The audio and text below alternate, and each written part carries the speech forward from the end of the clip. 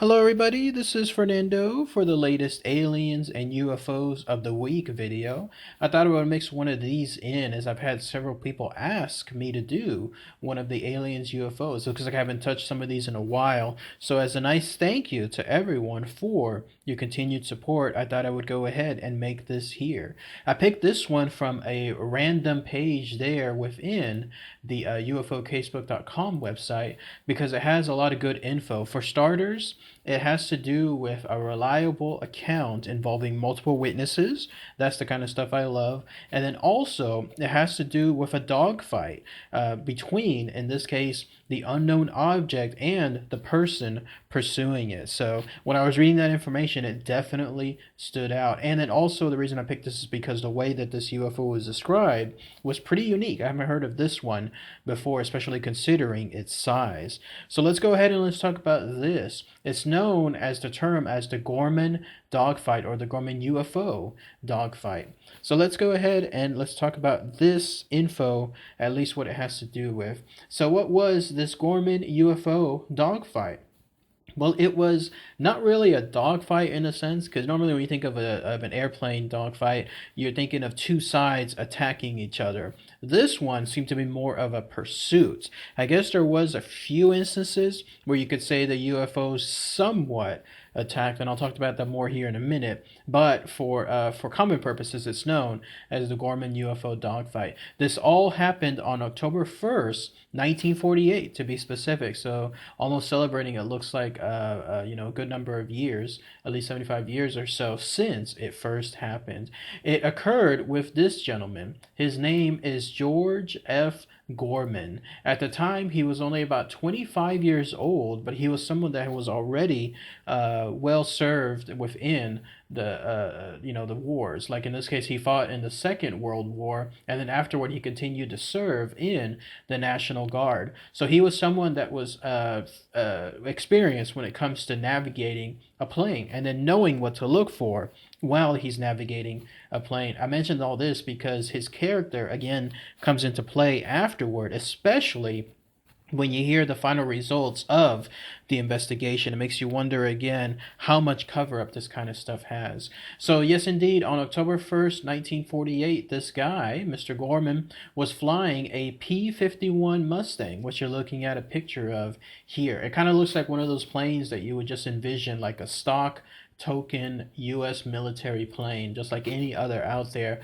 He was flying it for a little while. In fact, he decided to do what's called like a night run. I didn't know that some of these pilots actually did this, where they decided to just manually hang out and do a little bit more flying later on in the night to log in some hours, some flight hours. I imagine they do this too because it's probably very relaxing to be out there. Imagine you're by yourself just flying around at night. You can see the city below, or you could see the beautiful sceneries, the fields, whatever may be the case, and it's a great way to just relax. So imagine he was doing this as well. And he was the only one in the vicinity for a little while. The only other plane around was this, a small Piper Cub plane, which you're looking at a picture of here.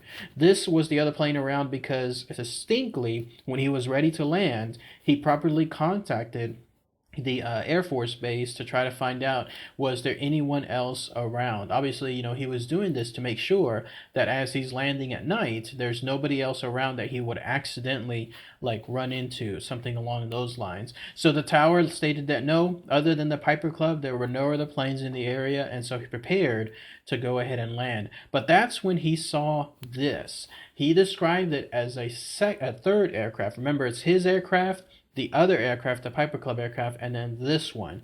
He saw this third aircraft hovering around the area there in the vicinity. In fact, the way he described it, it was considered just a light aircraft about 500 feet below him. It just seemed like to come out of the blue, just completely. Nobody else had seen it beforehand, and yet there it was. And so when he contacted again the tower to ask if there was any other planes around besides the other one, they stated no, there wasn't. So whatever this was, all of a sudden was there. So he stated that let's go ahead, he's going to try to check it out to try to see what this plane is about. Maybe it truly was just another misidentified plane. And as he closed in about it, he was able to get a very good look. In fact, the way this guy Gorman stated, he was there about 1,000 yards away, and this is what he saw. Remember, this is why I also picked this, because this definitely stood out.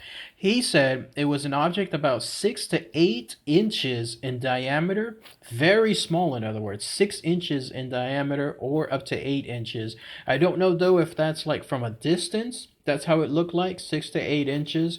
I don't think so. And I think it physically was 6 to 8 inches in diameter. He described it as being clear white, crystal white, and it was completely round, completely sharp and clear. Because normally, I guess whenever you're seeing a plane in the distance, he was expecting it to be more of like fuzzy edges as he described it. No, in this case, it was absolutely completely sharp, and it was blinking on and off. So it was making some form of weird lights on it, all white, blinking on and off. Very distinctly, though, he stated that as this thing started to go faster, it seemed like the lights itself started to grow brighter. So that was also pretty interesting to note. It was almost like it was gaining more energy and creating this light, this greater white light as it was moving faster. Clearly, though, he was 100% interested at this point, and so he decided to try to investigate it. And then that's when this thing decided itself that it wasn't going to be investigated. It pushed fast, like it decided to suddenly go very, very fast. He pursued it. It was just his natural inclination. He wanted to find out what it was, and so he stated that as it started gaining altitude and as it moved to another area, in this case the left bank, he decided to try to follow it. He pushed his plane as quick as could go. I think he was quoting about 400 miles an hour to try to pursue it. But this thing was not getting any closer. In fact, it was actually moving further away. So the only other way that he could get close to it at all was to try to cut it off. The way he described it was he decided to do these very sharp turns, especially at certain feet. So that way, I think it was he described it at about 500 feet. So that way he could be as close to it as possible. This thing, though, was able to match his turns. In fact, it would go on these very sharp banks. This guy Gorman was doing these turns so quickly that he stated that he in turn passed out just very temporarily. So he, in turn, stated that this thing, the way it was making these turns even quicker and sharper, whoever was in it would not be able to sustain, from passing out. So here he was, almost losing consciousness. So whoever was in it was going much quicker, much faster, much sharper, and they were still able to stay as is. They were not being impacted by the physicality of everything. And then, interestingly enough, this thing, whatever it was, actually turned towards him, not once, but twice, in an almost collision course. Like it decided to either play chicken or it decided to do something else, like try to inspect him really up close and personal. And both times that it happened, this guy, Mr. Gorman, decided to turn at the very last minute, and then this thing just simply just either A, passed right through him, like in other words, where he was before, or B, in the next case, decided to just shoot straight upwards. Very, very high inclination. Again, also at a very tight turn. And then finally, he decided to pursue it straight up into the air. He went very high. In fact, I was reading two different circumstances. One of them was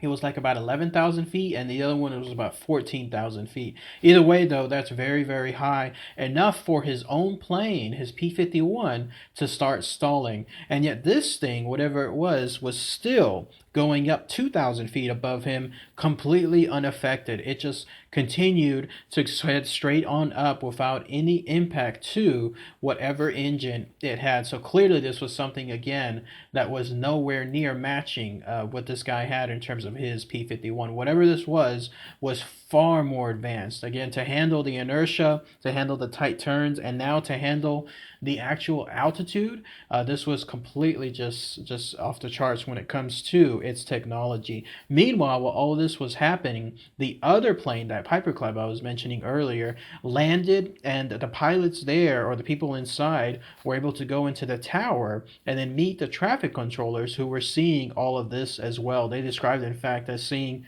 at one point the traffic controllers, the three separate planes. So they saw it. They were multiple witnesses. And then once everyone was in the tower, they saw Mr. Gorman's plane, and then whatever this thing was also having this quote unquote dogfight. Again, I mentioned it's a dogfight only in the sense that it was mainly a pursuit. There was no actual attacks, like no in terms of people of shooting at each other, or this UFO doing some kind of attack, other than, I guess you'd call it, whenever it was ramming towards Mr. Gorman's plane. But at the very last second, again, it didn't collide, and then it went straight upward in the other fact. Eventually, though, this guy, Mr. Gorman, he decided to stop the pursuit. It was just too much. Whatever was happening with this thing, this UFO, it was absolutely just too far away, and he was never going to pursue it. So he called it off. It was about 9:27 to be specific when that was done. So it started at about 9 o'clock. It ended about 9:27. You have about 30 minutes or so of this thing being chased by Mr. Gorman, and then that was it. It made one vertical climb, and this time it was to the roof. Like, it went all the way up, visually completely out of range, and then it was just gone afterward. This was, in fact, his Mr. Gorman's sworn statement that he provided to investigators. It seemed like there was two sets of investigators. There was investigators from the base there, and then there was another set of investigators. This one from a project group. They're known as Project Sign. This was interesting to read too. Apparently, they were created by the Air Force to start investigating UFO reports. But this was Mr. Gorman's own statement. He said, "I'm convinced that there was a definite thought behind its maneuvers," meaning the UFO. "I am further convinced that the object was governed by the laws of inertia, because the acceleration was rapid but not immediate, and although it was able to turn fairly tight at considerable speed, it still followed a natural curve. And when I attempted to turn with the object, I blacked out temporarily due to this excessive speed. And I am in fairly good physical condition. I do not believe there were many, if any, pilots who could withstand the turn and speed affected by the object and then remain conscious. So the object was not only able to outturn and outspeed my aircraft, but was able to attain a far steeper climb and was able to maintain a constant rate of climb far in excess of my aircraft." This is very important, his statement, because his character, again, would come into play. Project Sign, when they were looking at all this, and they were investigating their end, this is what they determined. They determined that what he was chasing was actually an air balloon. Yes, indeed, that's what they stated. It was a weather balloon or an air balloon of some kind. And every time his plane was circling this thing, the way that the distance looked like, the way the nighttime played into it, perspectives also came into place. All of it, according to them, made it seem like this object was moving at an incredible speed, when in fact it was just moving at a regular speed, at whatever speed these air balloons were. So this weather balloon, whenever it was passing by or out of sight, he in turn, Mr. Gorman, was misidentifying it as taking sharp turns or doing high vertical climbs, or in this case, coming straight towards him in terms of a onset collision. Remember, this is coming straight from Project Sign. This was their interpretation. And if you can believe that, they also stated that the planet Jupiter was something else that Mr. Gorman misidentified. At some point, I guess, when he was chasing this thing and it got out of sight, when he turned back around, he actually was looking at the planet Jupiter from a distance. So maybe that's why he saw it from so far away. But yes, indeed, that was their official diagnosis, if you call it that. It was also backed up by Project Grudge and then Project Blue Book, two other investigative, I guess, departments from the Air Force Base, and they also stated that, yes, this was a weather balloon that he had. Obviously, that's up to you to decide whether this is true or not, but all the evidence seems to point that this was completely something different. But that's it. That's all the information really associated with this Gorman dogfight. For about 30 minutes, you had this gentleman chasing this object, whatever it was, just a few inches in diameter, but it definitely gave him a spectacle. Like it was completely just outmatching his airplane, and at the same time there were multiple other witnesses seeing this too. So what do you guys think? Any other information I might have missed? Anything else that stood out? Please post those comments below. And again, whatever this thing was, it hasn't made its appearance thereafter in that area. I forgot to mention where it was, by the way. You have to go to North Dakota, to be specific, in order to find it there. Fargo, North Dakota, of course, made famous from the movie. So in this case, sometime in 1948, they had this encounter with this very peculiar UFO. So, all right, everybody. Thanks again as always. Take care.